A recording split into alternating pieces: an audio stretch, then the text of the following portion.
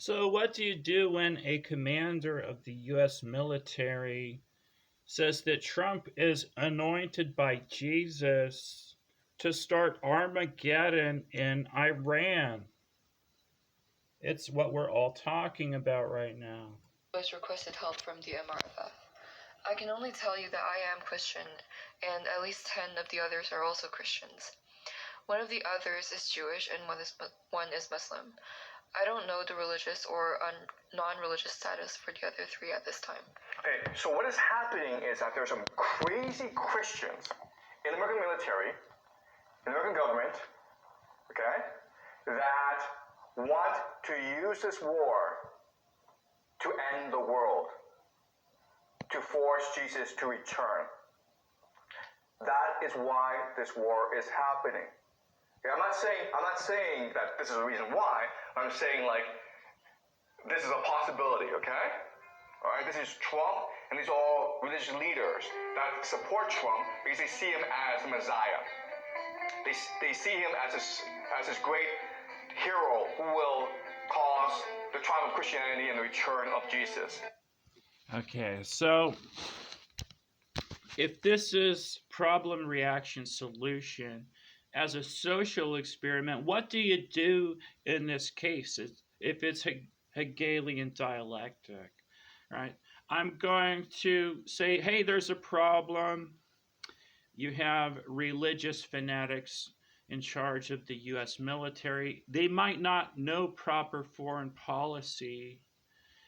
Who does know proper U.S. foreign policy? I would say, as the world's smartest man, that would probably be Ron Paul from the silent generation.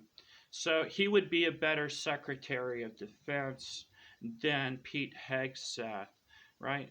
You're not supposed to have religious fanatics trying to play God with the world and the most powerful military like this, right? And the founders of America did talk about separation of church and state, right? It's something I'd like to all remind you of. You are violating international law. And by U.S. standards, it's an act of treason. That's treason 2381 to aid the enemy, to aid Israel after JFK got taken out, right? After 9/11, after the attack of the USS Liberty, you're giving billions to the enemy in weapons. But I'm trying to teach you running martial law and continuity of government, the foundation of America, its true roots, right? A proper foreign policy is non interventionist, not attacking other nations because you're trying to set a good example. You're trying to say that human life does matter because you have an unalienable right to life in the Declaration of Independence, a right to life, liberty, and the pursuit of happiness. If you take away the rights of others in other nations, like in Iran, you're taking away their life. So I have to teach you that human life matters. And you haven't heard this message in America or anywhere else in the world for quite some time. But hey, that's in your Christianity. Actual Christians might tell you, hey, thou shalt not kill, right? That's in your 10 Commandments. That's probably your most important commandment in Christianity. And if you're secular looking at all of this, you're like wondering why all the Christians are hypocrites.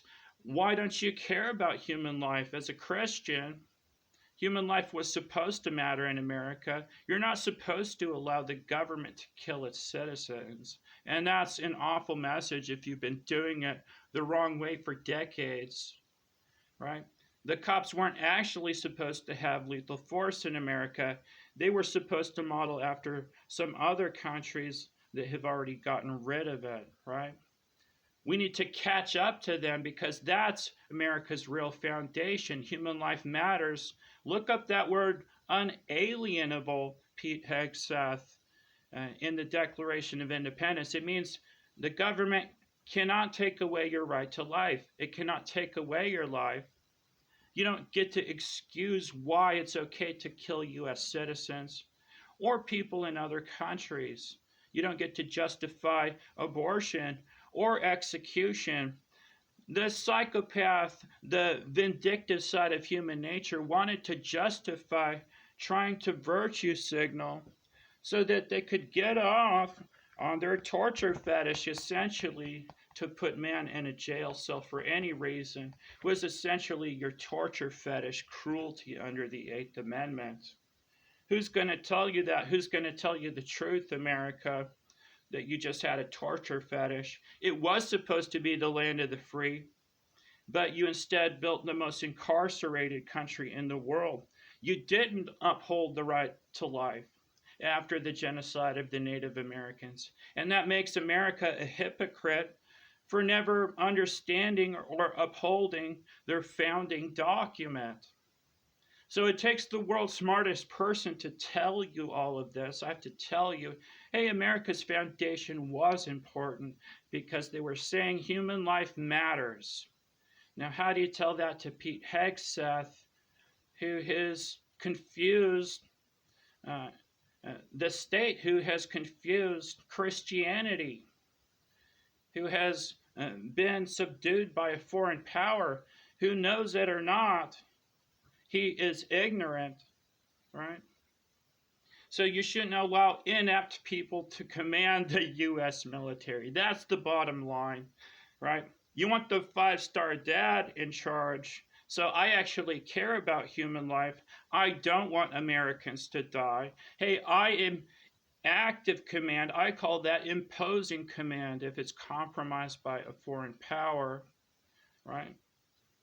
So the five-star dad comes in like Eisenhower and says, hey, they're trying to make a buck selling their products, like his military-industrial complex speech. What happens in a plutocratic corporate gynocracy when corporations matter so much, right? They might want to sell their product, bullets and bombs.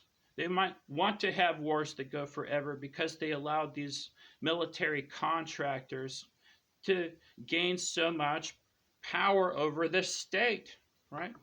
So you had a five-star general essentially warning you about that, the rise of the military-industrial complex itself. It might want to become its own government, right? Well, hey, this is what I do. If I'm the smartest person, I also take command of the U.S. military if things go south, right? Because you can't allow the most powerful military to be in the hands of fools, right? It's going to set progress back on the entire planet.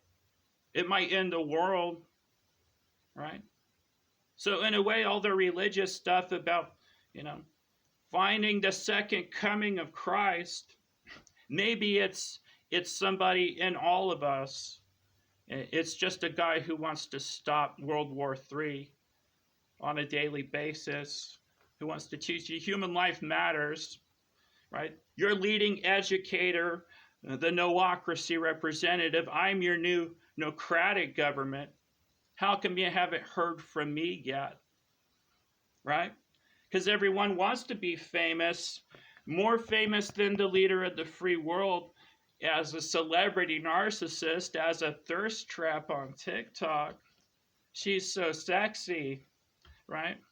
She must be 10,000 times more popular than me, even though my message is so much more important, right? You haven't understood the right to life for 2.5 centuries. That's my message. So how do you speak to the idiocracy? The psychopath is going to make fun of you like they did Joe in the movie, right? They're going to say, I have a faggy voice like in the movie Idiocracy as a speech narcissist, right? I don't like his voice. They have to have some grind, some reason to hate their new leader, just like with every leader, even if it's the one they needed. Everyone hates the smartest person. That's the Lisa Simpson effect. You all hate me